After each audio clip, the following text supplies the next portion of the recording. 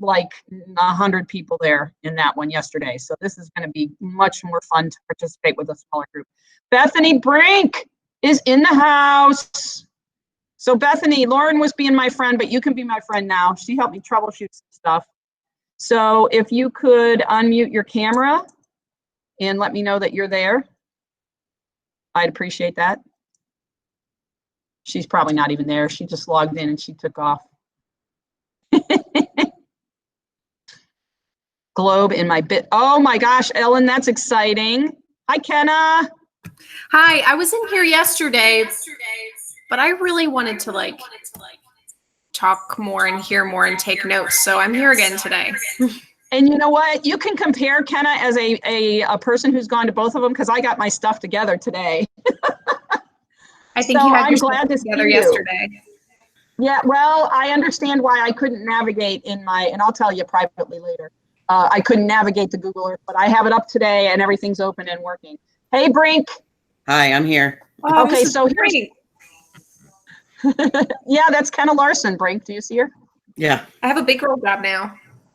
That's mine. Were you gonna ask me a question? Yes, I was. So if you could, people just logging on, I put the slideshow again in the chat, so you can get it from there. And Ms. Brink, your job today is going to be to sort of monitor the chat, but there's only going to, if you think there's something that can't wait, then you can interrupt me, but otherwise you're going to, you know, just chill out and monitor it. And every 5 minutes or 8 minutes or so, I'll check it. Okay. So I don't want to lose my flow. Oh, Nicole Wright is in the house. So we have 12 o'clock now. You're just joining us. Put your name in the chat and where you're from. And yes, I will put it in again for people who are just joining. I'm going to wait about 30 or 40 more seconds because if more people come on, if you don't know this, it's good to know.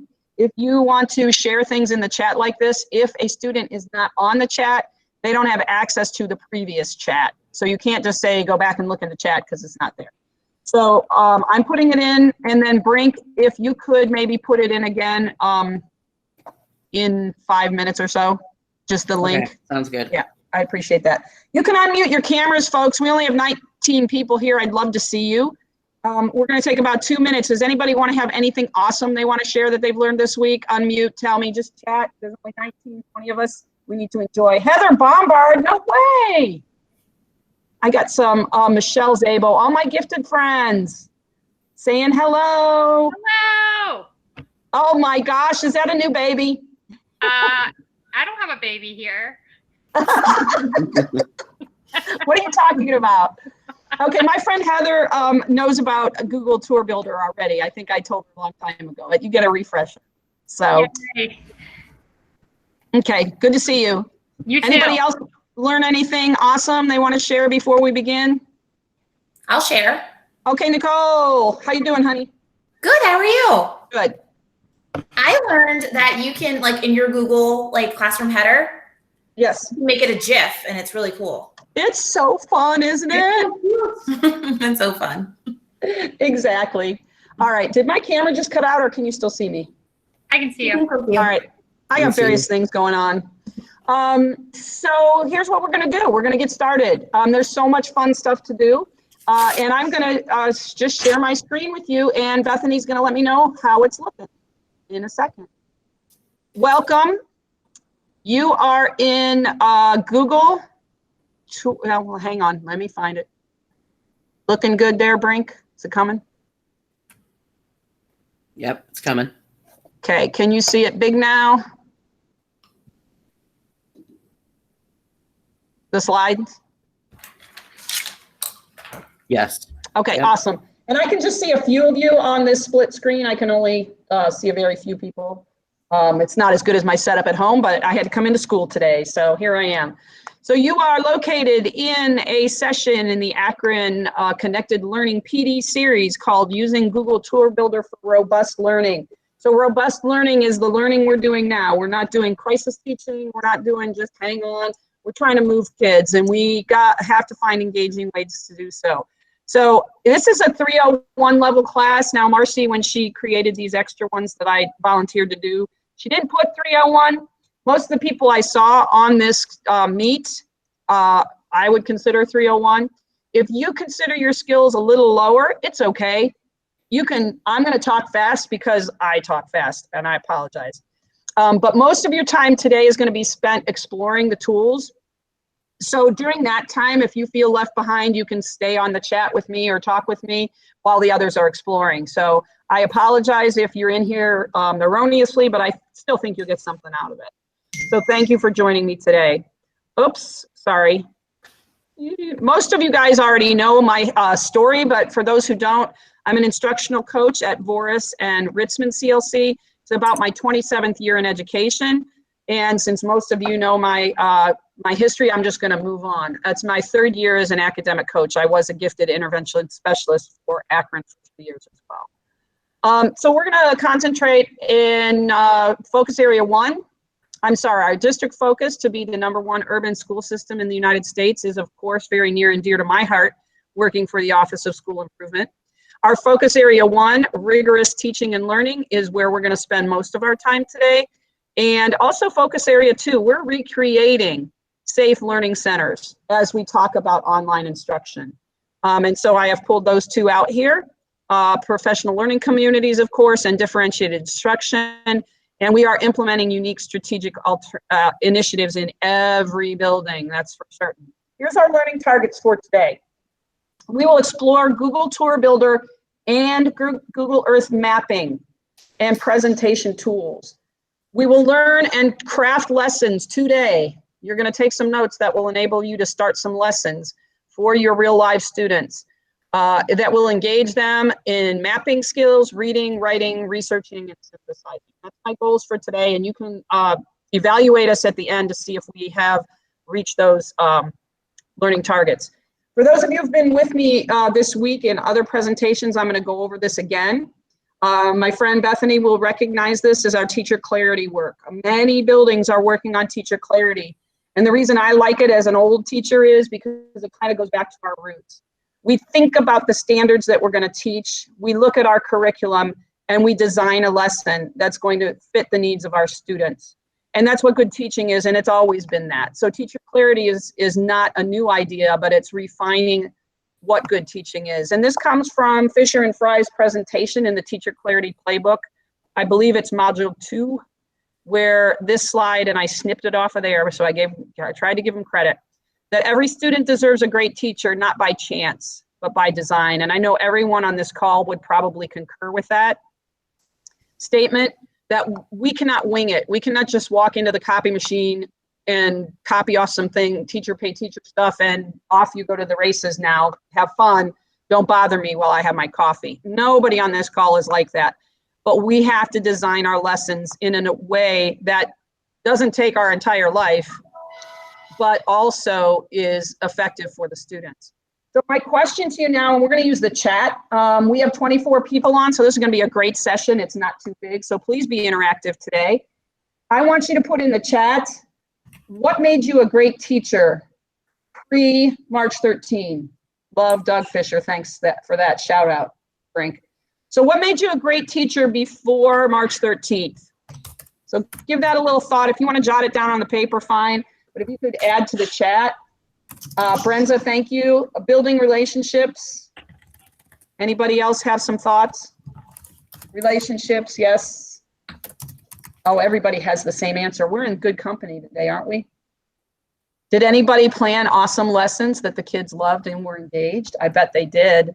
I bet you were a good PLC member. I bet you were good at interacting with the students outside of class time, right? Compassion, content knowledge, excellent. GT kiddos see it's okay to be different. Perfect. Rapport, having fun. Okay, so while you're finishing jotting those down in the chat, I want you to think about, most of what you said did not revolve around content. It revolved around relationships. And we know from Hattie's work that student-teacher relationships are very, very important and well above the 0.4 effect size. I want you to think during this presentation about what you wrote in the chat, and I want you to rethink that for post March 13th. And I know you've had some practice with that. You've had some practice for 3 months engaging with students online. The difference is you knew those students before you left, and you had that rapport and those relationships. So we will face a whole new host of challenges. It can be done, however. I've told people this in my sessions before. I worked with a teacher online in the past 3 weeks who now has become a dear friend because we went through a process together and we only know each other via Google Meets. It can be done, but it's going to be a challenge. We can do that by having good lesson design and engaging lessons. So one of the things that I'm going to not really teach you how to use, you're just going to jump in and use it, is you're going to take some notes. Anybody who doesn't feel comfortable taking notes on a graphic organizer that I've given you, you have it right here.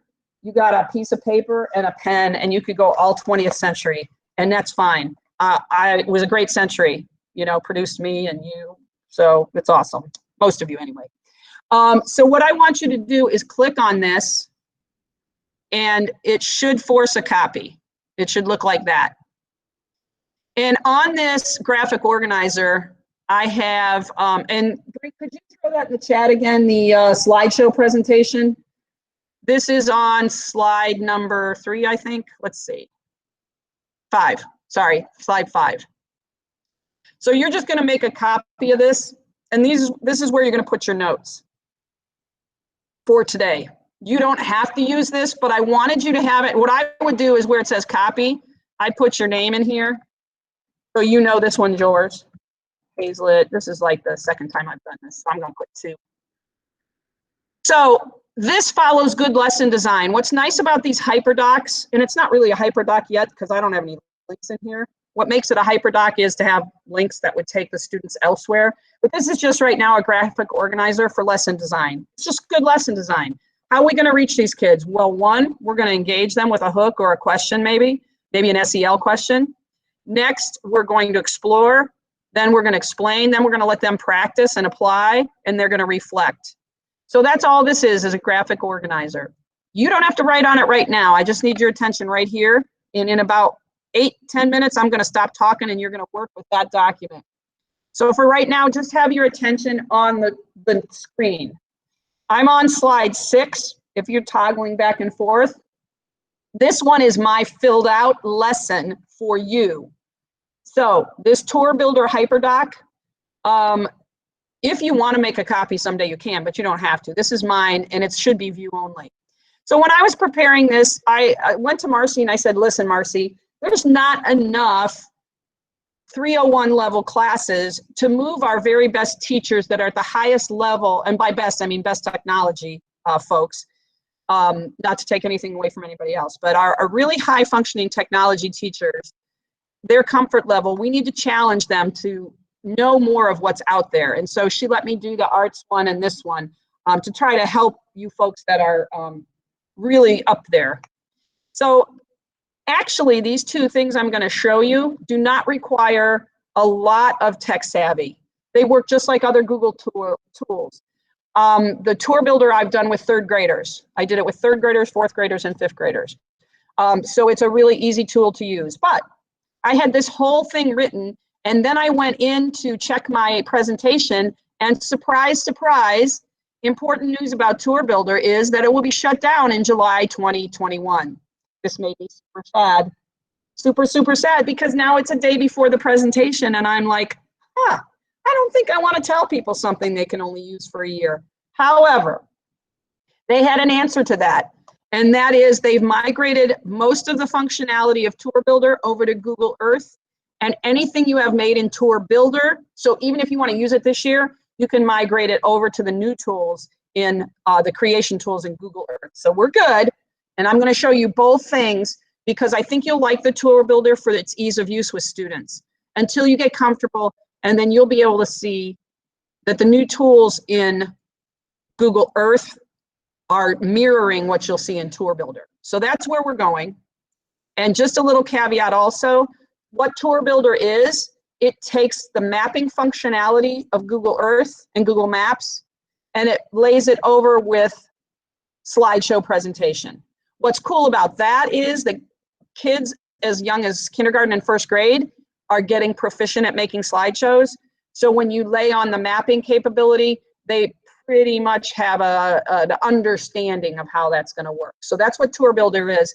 And I think you pretty much all know what Google Earth is. So it's just migrating that over that idea of a slideshow. It doesn't exactly look like a slideshow, but it's pretty cool. So in the chat, I already talked to, I can't remember her name, it starts with an A, Alana maybe, who said that she did a presentation, went to a presentation on Google Tour Builder. Does anybody else know anything about Tour Builder or has used Google Earth with your students? That's my engagement question. If you could throw it in the chat, or you can unmute, there's only 20 some of us here. No. Sabo, I already taught you this. You don't remember though, huh? And, oh, it was, how do you say your name? Is it Angie? She's used Google Earth. Brink, did you try Tour Builder with your kids before? Last year, you were going to think about it. Okay, never heard of it. Okay, so we're going to get started then. So we're going to explore first of all. So we don't have a lot of folks. And again, it's not just for middle and high school students. This can be used with, again, I used it with third graders. Miss Brink used it with third graders last year. So Tour Builder is what I'm going to show you first. And even though it's going away in July, I think it's a good place to start. If you're on this HyperDoc that was on slide number 6, you can click on where it says Tour Builder, or you can open a new tab up here and just type in Tour Builder. You need to make sure you're a tour builder at google.com because apparently there's something else out there. So if you, let me click away and show you. See this? Google Tour Builder. So you could actually put Google in front of it because there's some other thing out there and you don't want to be there. So you should get this. Now I'm already logged in. In fact, I'm already logged in over here. Let me. So this is where you would get. And here's a little, this is a great little video if you want to watch it later. It really talks about how this woman used Google Earth new features to map her family history. It's pretty cool. So I'm going to go to my tours though. So what I want to do is show you how I have used this with students. So I want you to be thinking now and jotting on a piece of paper or in your graphic organizer, how could I use this with students? What's she talking about? I don't understand. So many of you know Sadako and the paper cranes. So this is one that I made. This is a teacher-made tour. So they're called tours. So I built a tour that incorporates the mapping functionality on the right with a slideshow capability on the left. And this is how you build it. Right here's how you build it. You insert slides and so forth. But I'm going to go over to the hamburger and I'm going to play full screen. So this is like, now it's going to play for you. So I put this picture in here. I put the title in, I put my name in, and I have a little text. This is an example of a tour you could make about a book that you have read. Many of the books these kids are reading are journey stories, and I bet you could think of 4 or 5 about like the Watsons Go to Birmingham or something, and you know, Grapes of Wrath, for heaven's sakes, a lot of other things you could say. So this is my first slide, my title slide, and then I hit next. So I put all this in here. So I did like a pre-slide, even though Pearl Harbor is not part of Sadako and the paper cranes. You need to understand Pearl Harbor to understand the war with Japan. So this link, you can put links in, you can put videos in. This link takes them to the Pearl Harbor Memorial site where they could learn more about, and you can share these tours with your kids and they can share them with you after they make them. Then the next one, I have the bombing of Hiroshima, and this is the history of that they could read about. And then more importantly, I have the Peace Park here, which is the Sadako connection. And they can visit the Peace Park by clicking on this. And then my last one, I took them back to Akron. And I said, how can you help create peace in your neighborhood? For those of you who don't know Sadako, that's the overarching question. So that's how you could integrate with some ELA. Now I'm going to exit full screen, which I always forget to do. Now I'm going to go back home. So that was one that I created, and that lives on the Tour Builder site under My Tours. I want to show you this one in the gallery. And so you can explore this. There's many in the gallery that would be important, maybe that you'd want to use to show just as they are. And there's 12 pages of them, so you might find something. But I like this one about Jane Goodall because in elementary land, we could use this as an example for our students. This is, we have biography in one of the benchmark units, and we also have certainly memoir writing or personal narrative writing. So this is about Jane Goodall, and the Google people made this one, obviously. But here's some pictures of her where she grew up. Here's a lot of information about her, and it reads just like a biography. It's just that it's a little more interesting because the mapping feature is there. Then she went to work with Louis Leakey, and what could be more interesting than that? And here she is starting to learn about the gorillas. So it's like Jane is saying this to you. So I think that's a really cool application that you could use it for biographies, especially of a person who has been traveled a lot. Students in the North Hill cluster and other areas where there are recent immigrants to Akron, you could just do a short show if a lot of your kids came from one area in certain areas, and you could certainly make a tour, or they could. I'm going to hit now on my shared tours. This is the area that my students submitted them and shared them to me. So these are all the ones I have, and it says 12 pages. I don't have 12 pages, do I? Huh. I think I just have 2 pages. Okay, so I want to show you Whitney's. My 4th or 5th graders, I can't remember if they were 5th graders, they might have been. They had to plan a trip, it was part of math. My little babies. Sorry? I said my little babies. Yeah, they were your babies, but she was in 5th grade then, I think. I know So that I'm in 8th. So Whitney often struggled writing, but I'm going to tell you, Lauren, when she got this assignment, you could not stop her because it had that art component and the mapping and the math, and she really shined on this.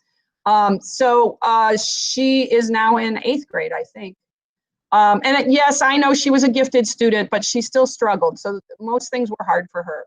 So they had to plan a trip to a national park in the contiguous 48 United States, and they had to figure out their mileage and so forth and use the mapping programs and whatever. But then this was their culminating activity. So she started at her address, and there it is, and there's her street view. And then they could drive 6 to 8 hours a day. So they had to decide where they would stop. And then they added stuff, and she added a Taco Bell on every one because that's where she wanted to eat. And then she went to Omaha, and then she went to Denver. So she really got better at each one. And then when she got to her destination, she discovered how powerful it was. So look, she's added 5 pictures when she got to Santa Fe, and she starts talking about the park. Of course, time was an issue for the students, and they could have done better had they had more time, certainly. After they got into it, they really were excited. So this is all Tour Builder. And you're gonna have time to explore that in a minute. I'm gonna go back to the presentation. If you're on this document, my HyperDoc, that's right here, you won't be able to see my examples because I don't think you'll be able to log into mine. You'll have to log in with Google on your own. But it's being replaced, so you can use this Tour Builder all year long. Let me also show you that I can export, let me go back to home. Let me do it with one of the ones I own. I can export, where's my LeBron one? Oh, I don't know. I made a LeBron one that was kind of cute. It's not there. Okay, so I can export this summer world tour. If I open that, I can go to this hamburger and I can export it so I don't lose it. I can export it to Google Earth right here. I can export this tour over to the new platform. And then it says it'll take a while, but you get an email when it goes. So I'm just going to tell you, if you want to use this year, have at it, and you can save them over to the new platform. Now, I know I'm going fast, but most of the rest of the time here at 12:30, I'm going to give you about 15, 20 minutes to work on your own. So this is the documentation on what it's being turned over to. In a minute, I'll have you go and open one up, but I want to show you this video first. So I have to stop sharing, Lauren tells me, I think. And then Brink and Lauren, you want to tell me if you can see this in the Chrome tab, okay? Because when I play a video, I have to use the Chrome tab. Oh, yikes. Do I have it open? Hang on, cancel. Not yet. Yeah, hang on. I got to make sure I have the right video open. So creation in Google Earth. Okay. So I need to, yep, here we go. We're getting there. Thank you for your patience.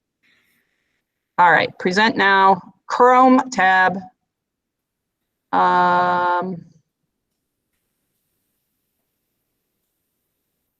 So why isn't it there? Pray tell. Oh, I guess it's just not a video tab that I was used to seeing. Okay. So can you see that? Yes. All right, the question's going to be if you can hear it. Yep. Most of my family immigrated from Iran in the 1970s, but no one has been able to go back.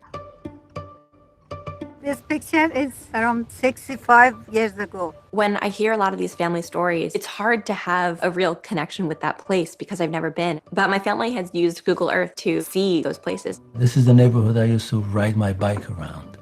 Today, I'm working on a project for my family on Google Earth. I'm mapping these family photos so that we can draw connections between the past and a new future. Today, we're putting together a digital tour of the Hudson River, highlighting some landmarks and other special places along the river in Google Earth. As an environmental advocacy organization, we're always looking for ways to connect people to rivers in an emotional way. The new creation tools allow us to put place marks, add photos and descriptions to really create a meaningful story. Today we're working on a Google Earth project. We talk about how our community has grown up around a lake and how that lake has been kind of abused through pollution. My project is about the carousel that was around Onondaga Lake. The carousel was moved because Onondaga Lake got really polluted. As a community, we've all seen how that lake project has been cleaned up. Learning about where we live can benefit other people. Doing this project makes these places seem more real. I've been so fortunate to have these stories that have been given to me, and now I'm able to give something back to my family, and it brings me more context and understanding of what their lives were like. With this project, we hope that people will feel more connected to the Hudson so that they can reach out to their regulators, their decision makers, to ask them to do the right thing. The students are really proud because this is not just built for our little school community. We're making dynamic presentations for anyone on the planet to view and gain from.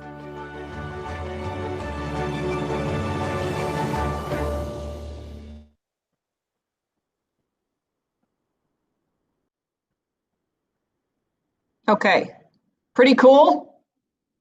I have to go back and share my entire screen now to navigate, I think.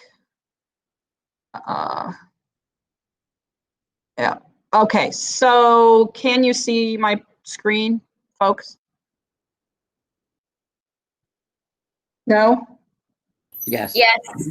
Okay, so I am going to go now and show you 3 or 4 things, and then I'm gonna let you have at it.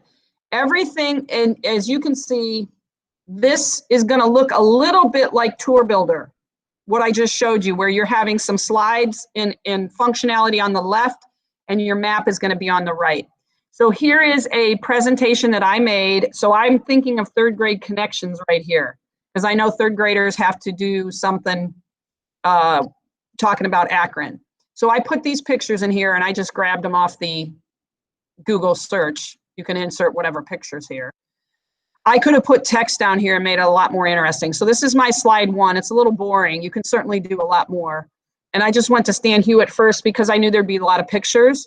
This is another functionality of using this Google Earth tool is you can go to 3D and I could switch this any way I wanted to. See, look. Ooh, it's pretty exciting. And of course, I added some other pictures up here. I could have added text here. And then I went to, the rest of these are just kind of simple. Here's the Mustel store. I didn't go to, you can go to Street View, in fact, which I should have done there. And you're going to pick your view and save it and so forth.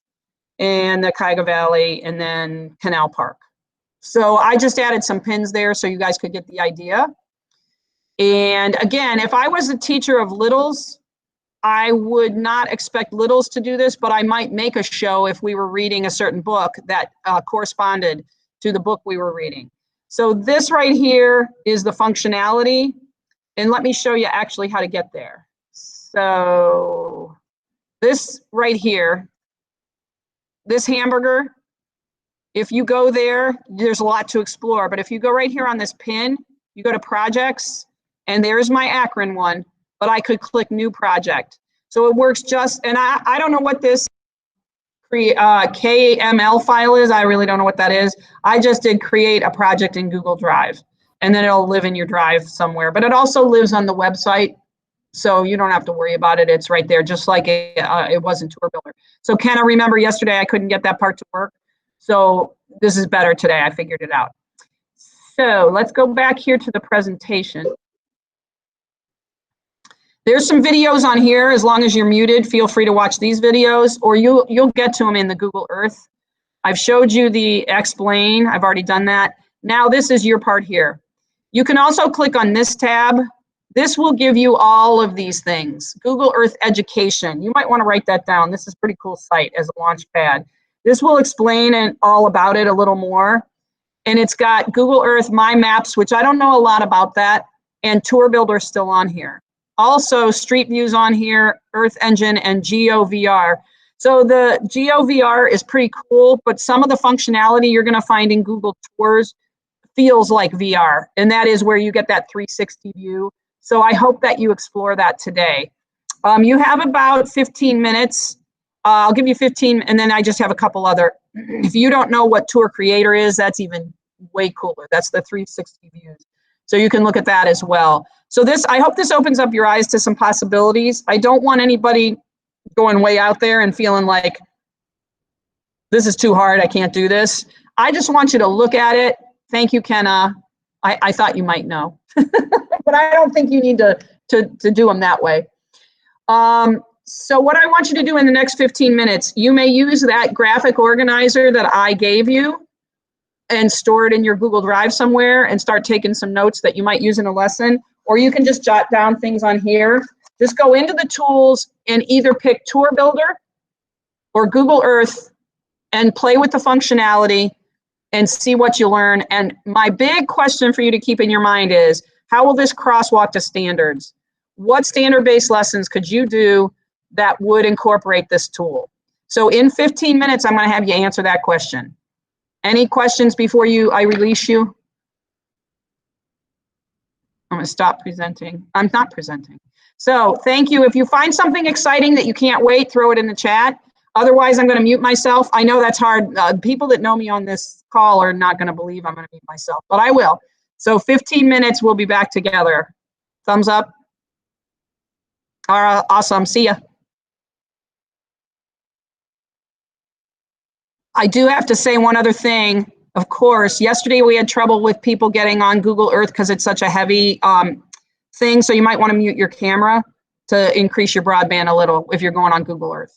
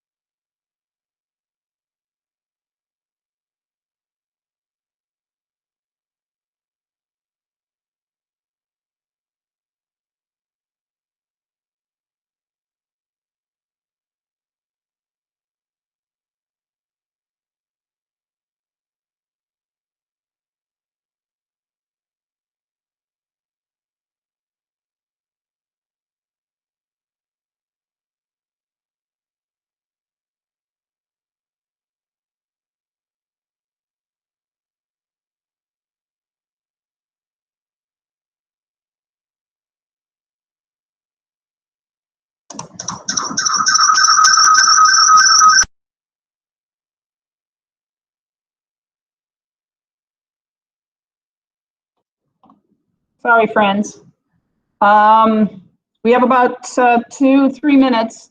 As we're winding down, I know it's hard to stop.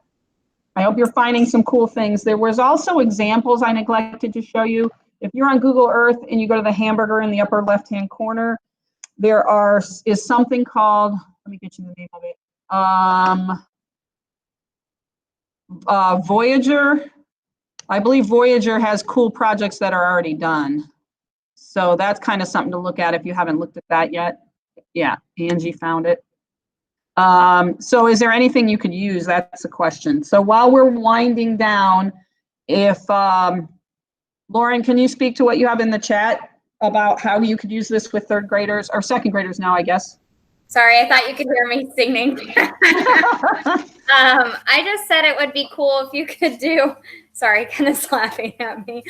I just thought it would be cool if you could do like a family tree kind of thing and not necessarily do all the branches, but if you could see like, or have the kids ask their families like what countries or states that they were from, and then the kids could find those places and locate pictures, and then just find information about the places. Right. And feel free to unmute your camera and unmute your microphone and share something cool till this timer rings. And then I'm going to have you add on the Padlet here at the end. So anybody else want to share something? Ellen? Oh, okay, I'll share. Yeah, you unmuted, so I thought maybe you were ready. I thought you just wanted to hear me sing. Anyway, yeah. No, I teach 8th grade American history and 7th grade world history. And Wow. So I thought my kids could do, and I already started one, like a Yes. tour of the 13 colonies, which sounds so simple, but the kids will link together. And then I just figured out that you can drop and drag text. So I found a website that puts all the colonies in order of their founding. And then I was just going to make them travel. It's awesome. So you can literally cut and paste. They've got some pictures in there you could, steal from. But Sure. yeah, so that. And then my other thing was I was thinking about later in 7th grade doing something with the Silk Road and trade. Oh, nice. What about, I think they can do voice recording too on there, and you can put videos in. That's awesome. Yeah, and Yeah. Silk Road definitely has a lot of short clips. I know there's some like short ones that I used at the end of the year last year. Cool. Awesome. Thank you, Ellen, for sharing. Anybody else feel inspired, or you're feeling like dragged out now that you were on journeying around the world? This is something that could be used with the ITL stuff that we've had to do last week. Can you tell me what that means? Because I don't know what that means. Oh, sorry, high school. We had to do integrated teaching and learning workshops last week. And as Freshman Academy, we had already done that last year, but basically it's problem-based learning, but cross-curricular. Right. So this could be something really easily integrated with whatever I'm reading, plus whatever's going on in social studies, and finding those same things that connect on the map, plus then looking with math, and like you had said before, looking at the distances. So I think it would work really well with that. And I got to tell you, the kids would navigate this way better than me as a 50-year-old person, right? Because that's how they live. They could do it on their phone. They could add it. They could send, they could take photos off their phone and put it on, like in my Akron example, I know Lauren in 3rd grade last year, they had to take pictures of themselves at places. And if they were on Google Photos, it just transfers right over. So I would caution, if that's happening, to watch privacy and to be aware of all those things that you would as a normal. Catherine, were you with me for the Google Arts and Culture? No. So I have documents on the Whova app, the Whova, for Google Arts and Culture, and there'd be such integrations with that as well, because they have, they have literature and art and history and stuff. So that would be a great site for you to check out. You don't, you could just go there. You don't need me to tell you, but it's awesome. So thank you. Yeah, but it's recorded. Some of them are recorded. So, well, except I'm having trouble getting them to load. So eventually the Arts and Culture will be recorded and be put up there. Those 2 PDs if you missed it. Somebody else wanted to say something? Huh? Ellen, yes? Well, Nicole's going first. Go ahead, Nicole. Nicole, honey, I'm sorry. Oh, No, you're fine. You're fine. I was just going to talk about how you could even incorporate something like this in some of those benchmark books that cover those like social studies. You can even go over like locations like before they start, because we might be talking about a different country and they have no idea what this is. So just giving them as a pre-read. I remember there's a Chicago one in second or third grade, whatever Lexile that is. And to our kids who don't get out of the city limits, or their neighborhood, it would be very powerful just to show them a few images of from Google Earth or whatever. This is Lake Michigan, it's cold, it's windy. So that would be super to support our curriculum that's already there, to support those standards. Just a way we can reach them online. That's pretty nifty, I think. So what I want you to do is, anyone else want to speak? Dying to speak? No? Yes, no, maybe so. On this document, am I still sharing or am I not sharing? Anybody? You are not sharing. I am not sharing. You cannot see this. Let me try again. Entire screen. Dupe. What did you do, Brink, since you're unmuted? What did you do with the kids? Do you remember? Had them create like their own vacation. Oh, cool. Like Did they it have picked to be- where they wanted to go and then planned it from there. Sweet. I bet they enjoyed that a little bit. They did. So, Most of them. so on here, also my friend Deb Mervine, many people on this call know, she said that there's a Google Lit, this right here, this little thing, and it takes you to tours that people have already made, but it exists outside of Google. And there are some for novels that you may use already made. Okay, so if we could go back to the slideshow, and again, anything you make on Tour Builder, you can import into Google Earth. And I think I already showed you how to do that. If you get stuck, just email me. If you could move to slide 7 and open the Padlet that's there, and we only have 21 people on this call, or 20 people. So this should work.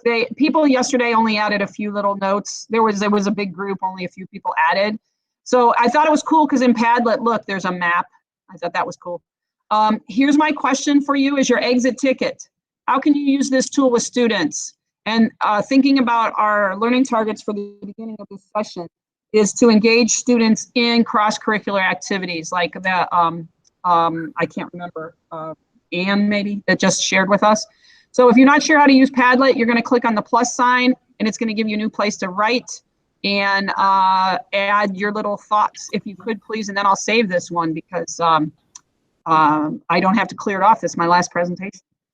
So is anyone else, and thank you for doing so. I love watching this Padlet as it fills up, right? It's so fun. How would you use this? And Chris Green said this yesterday for my Ritzman friends that are on here. A virtual history of Akron tour, like we had talked about. I know third grade has to do that. And baby chickens. I'm not sure how you do that, but I guess you could go to a farm, right? Or something, go down to Amish country maybe and explore down there with the Google Earth. Also, Google Earth, I hope you saw you could do multiple views and then you save the view. And there is a tutorial on every page of that building. If you're building one and you get stuck, there's a video there to show you how to do it. So, can you send me the link to the Padlet? Okay, I will try. Hang on. Control C, and go back here, and I'm gonna put it in the chat. Let's see if it works. Did I miss anything else in the chat, Brink, that I need to address? Okay, anybody else have anything you wanna share? Because some people might have to restroom before their next meeting. You can stay on if you have questions. But thanks for coming.